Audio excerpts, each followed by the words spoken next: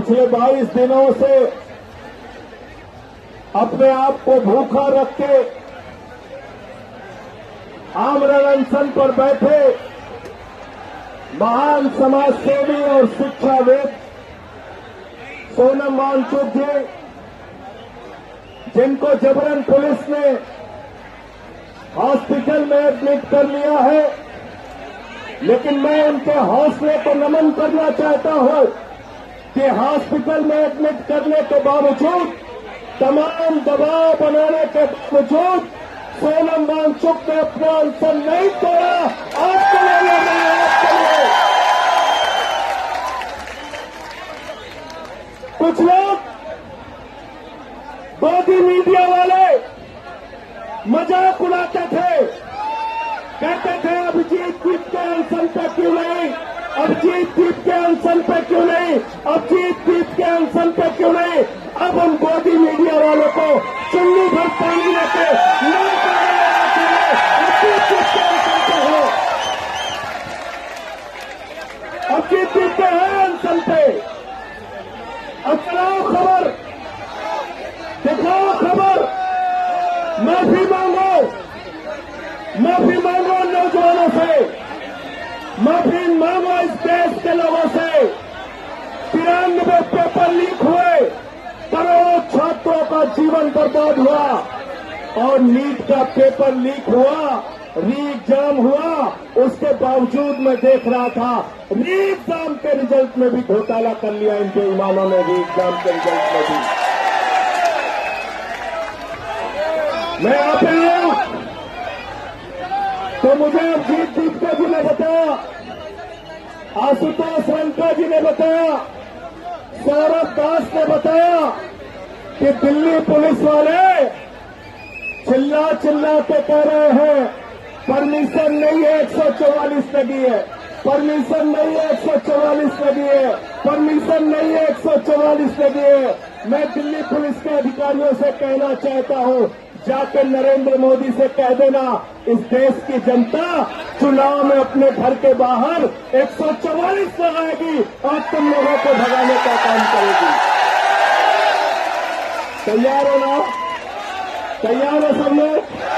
BJP वाले vote मांगने के लिए आए तो कह देना धारा 144 लगी है हमारे घर के आगे, भागो यहां से, भागो यहां से।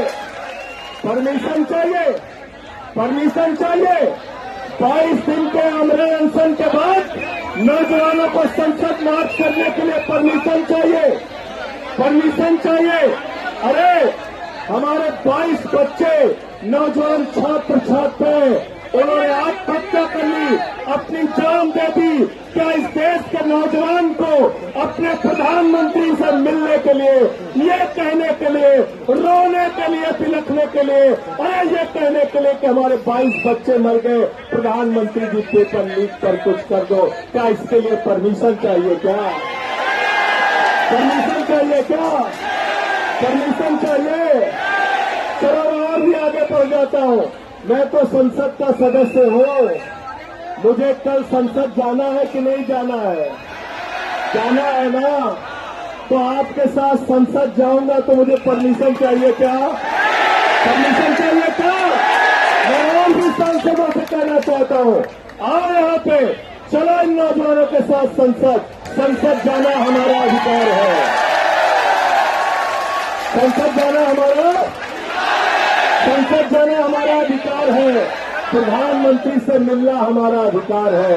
प्रधानमंत्री को मेलोनी से मिलने के लिए फुर्सत है? मेलोनी चॉकलेट खा खा के कूदने की फुर्सत है?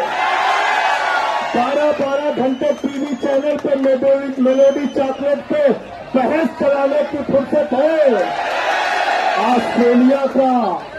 ऑस्ट्रेलिया की सैर कर रहे हैं, न्यूजीलैंड की सैर कर रहे हैं, और एक कौन से देश में चले गए थे, सेशल्स, वहां से मेडल पहन के चले आए। लोगों ने पूछा ये क्या है, कहने लगे आज ही मेडल बनाया, आज ही प्रधानमंत्री को पहना दिया। मैंने तो अभिजीत दीपका को कहा था, अपने मुद्दे का समाधान कराना है सौरभ भाई, तो आप लोग भी एक मेडल यहां पर लटका दो, प्रधानमंत्री आ जाएगा। एक कदम यहां लटका तो प्रधानमंत्री आ जाएगा, प्रधानमंत्री आ जाएगा। इतनी संवेदनहीन सरकार है। 22 बच्चों के मौत के बाद भी अगर सरकार इस्तीफा लेने से पीछे हट रही है, बात करने से पीछे हट रही है, सोनम वांगचुक के साथ जबरदस्ती कर रही है, आपके आंदोलन को कुचलने की कोशिश कर रही है, तो जिम्मेदारी हमारी आपकी सबकी है कि हम इस सरकार के खिलाफ लड़ने का काम करेंगे। ये देश हमारा आपका है, नहीं किसी के। ये देश हमारा आपका है, नहीं किसी के। ये देश हमारा आपका है, नहीं किसी के। ये देश हमारा आपका है, ये देश हमारा आपका है।